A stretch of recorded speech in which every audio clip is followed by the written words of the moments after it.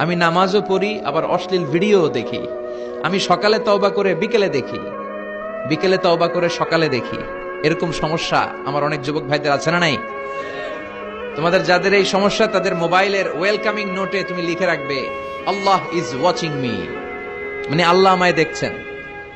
তুমি যে laptop use করো, ওই ল্যাপটপের এক পাশে টাইপ করে তুমি লিখে রাখবে, আল্লাহ সুবহানাহু ওয়া তাআলা ইজ ওয়াচিং মি, তিনি আমায় দেখছেন, তিনি আমাকে প্রত্যক্ষ করছেন। পৃথিবীর কেউ দেখে না। দরজা বন্ধ করে, লাইট অফ করে, জানালার পর্দা নামিয়ে দিয়ে একা একা লুকিয়ে লুকিয়ে অশ্লীল ভিডিও আমি দেখছি, কেউ দেখে না। দেখে কে? এজন্য আল্লাহর ভয়টা মুমিনের অন্তরে সব সময় থাকা চাই। আল্লাহর ভয় যদি কোনো মুমিনের অন্তরে থাকে, সে মুমিন কখনো পথ ভুলে যায় না, ঠিক কি না? যাদের হৃদয়ে আছে আল্লাহর ভয়, তারা কবু পথ ভুলে যায় না।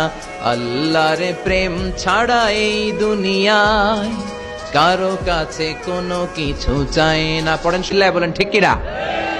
আল্লাহর ভয় এটা অনেক দামি জিনিস। এটার নাম হচ্ছে তাকওয়াল্লাহ। এটার নাম কি? তাকওয়া। ওমরে ফারুক উবাই ইবনে কাব রাদিয়াল্লাহু তাআলা আনহুকে জিজ্ঞেস করলো, ইয়া উবাই, মা হুয়া তাকওয়া? উবাই, তাকওয়া কি? হোয়াট ইজ তাকওয়া? What is the definition of তাকওয়া? উবাই ইবনে কাব প্রশ্নের উত্তর না করে ওমরে ফারুককে আবার প্রশ্ন করে বললেন, আমা সালাকতা তরিকান যা শাউক? হে আমিরুল মুমিনিন, আপনি কি কাঁটাযুক্ত কোন রাস্তা দিয়ে, এমন রাস্তা যে রাস্তার ডানে বায়ে সামনে পেছনে ক্যাকটাসের গুলমলতা, খালি কাঁটা, এই কাঁটাযুক্ত কোন রাস্তা দিয়ে কি আপনি কখনো হেঁটে যান নাই? ওমরে ফারুক বললেন, বালা, আমি হেঁটে গিয়েছি। উবাই বললেন, ওই রাস্তা দিয়ে হাঁটার সময় আপনি কেমন করে হেঁটেছেন?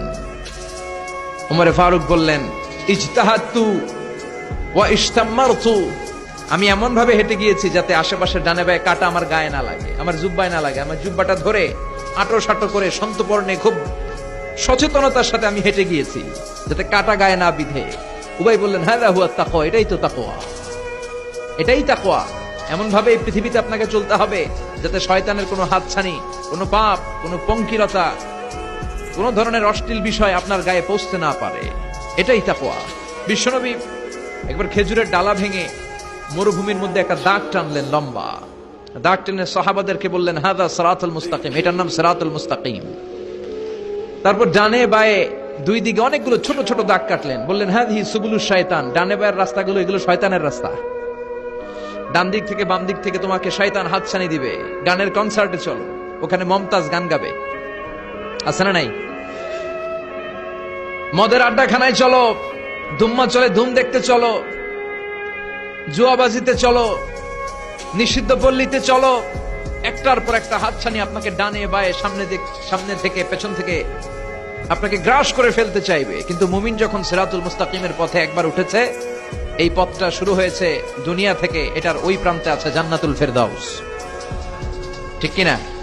এজন্য প্রতিদিন সালাতে আমরা পড়ি, ইহদিনাস সিরাতাল মুস্তাকিম। যে যুবকদের এই সমস্যা আছে, পর্নোগ্রাফির সমস্যা, এটা জাতীয় সমস্যা বাংলাদেশের। বাংলাদেশের জাতীয় রোগের নাম ডায়াবেটিক্স। জাতীয় রোগের নাম কি?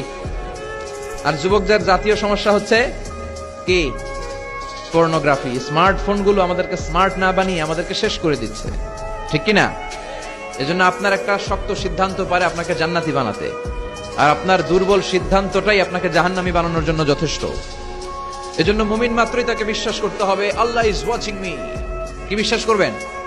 আল্লাহ ইজ ওয়াচিং মি, আল্লাহ আমায় দেখছেন। কেউ দেখে না, কারো দেখার দরকার নাই, কিন্তু আমার আল্লাহ দেখে, ঠিক কিনা?